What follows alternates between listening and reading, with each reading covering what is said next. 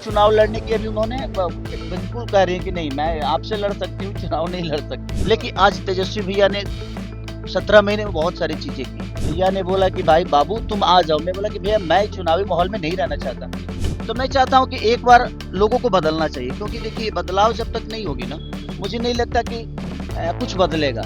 और मैं 4 दिन से उसको मना ही रहा हूँ कि मान जाइए, आप लड़ जाइए।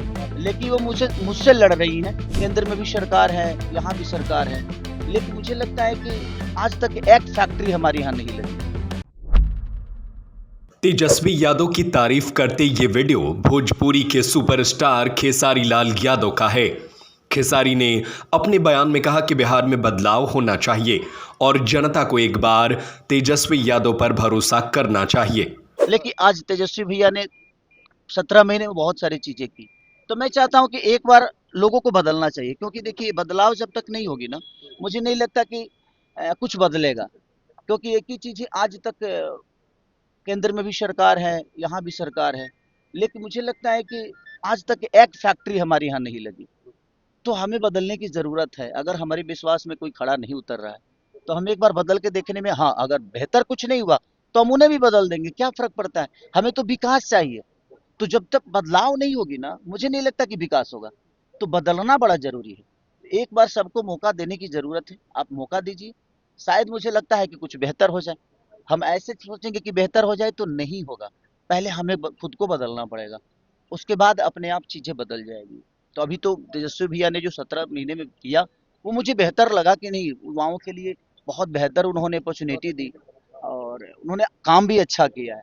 तो शायद चीजें बदलनी चाहिए। मेरे हिसाब से बदलेगा तो बिहार कुछ ना कुछ तो बदल ही जाएगा। इसके साथ ही उन्होंने पवन सिंह और ज्योति सिंह के मामले पर कहा कि बेवजह विवाद नहीं करना चाहिए और उनको इस तरह के विवादों से बचना चाहिए। पवन सिंह और उनको लेकर काफी चर्चा है। क्या लगता है कि बेवजह चर्चा है, पवन सिंह को ही इसमें आगे आकर पूरी तरह से मामला को ठीक करना चाहिए?